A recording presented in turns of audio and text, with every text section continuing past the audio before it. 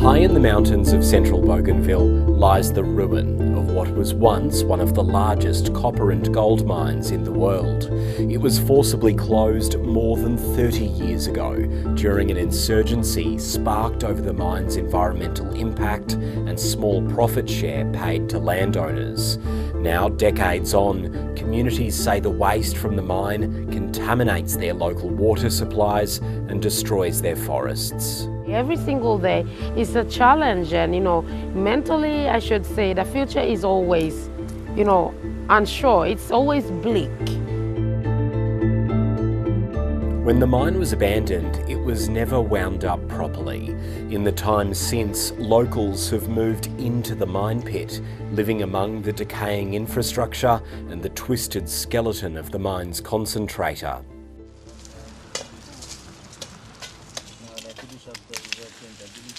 Here, they risk being crushed by collapsing rocks as they mine and pan for gold. Many feel they have little option, with farmland destroyed by flooding caused by the millions of tons of mine tailings dumped into the river valley. Most of the land is underwater, or it's full of water and it's swampy that we cannot grow any cash crop. So life has changed a lot. People are really struggling now to find money to pay for school fees, to pay for medical expenses, even to build good houses.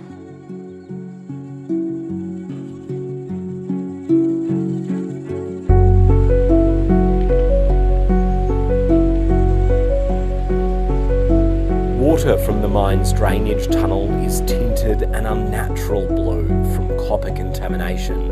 It flows downstream, turning rocks the same colour. Here, it joins with the Kawarong River. It's deadly for river fish, which communities say are now sparse.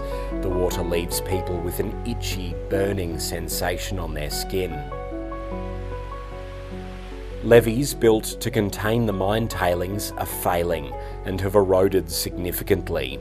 With heavy rainfall, huge amounts of tailing sand and sludge washes into rivers and creeks, directing floodwaters into villages and hamlets and contaminating once cleaner water supplies. Here at Kuneka village, in an area known as the lower tailings, only a few homes are accessible without wading through deep water. People have left here and moved closer to the mountains in search of higher ground and cleaner water. This man relies on the little groundwater he can get for his family and has to quickly put out containers to collect water when it rains. When the mine was operating, the Jaba River was destroyed, including all the smaller streams. When we see that it is about to rain, we put out things to collect rainwater, but if we are late, there will be no water, this man says. Community leaders say the majority of people here don't have access to clean drinking water. All our sources where we used to get clean drinking water, it's been polluted by the mine, by the tailings.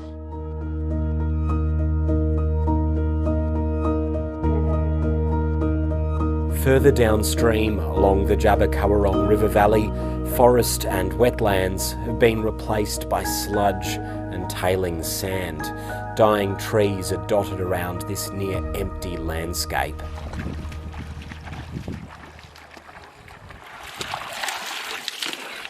Families pan for gold here too, standing in the contaminated water to do so. It is to support us to buy food and school fees. We come and pan for gold here to get little money to sustain us. When we come, we bring water in containers and drink from them. Here, you cannot wash or drink from the river. The entire forest is already damaged by the mine waste. For the first time, the widespread environmental damage is being comprehensively assessed by a team of scientists. It's being mostly funded by Rio Tinto, who committed to the assessment following a human rights complaint made to the Australian government. In 2016, Rio Tinto divested from the mine, transferring its majority shares to the PNG and autonomous Bougainville government.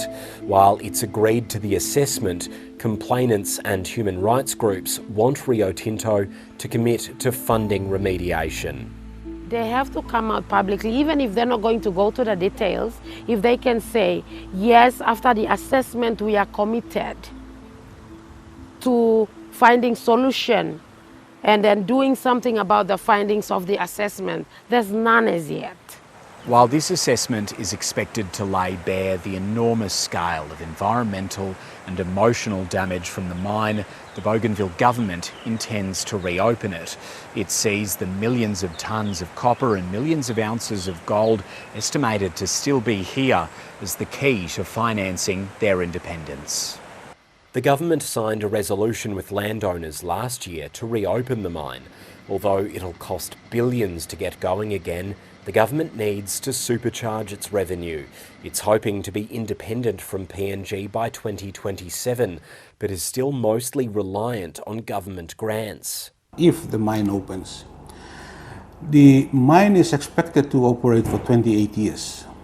And it's expected to make returns in excess of 58 billion US dollars. So that's a lot of money there. The assessment reports back mid-next year, but many on the ground feel an urgency to figure out if, how and when their situation will be resolved. The fundamental that we cannot erase and deny is the fact that after doing our business, we come back onto this lifeless land that all of us did not have a say in decision making.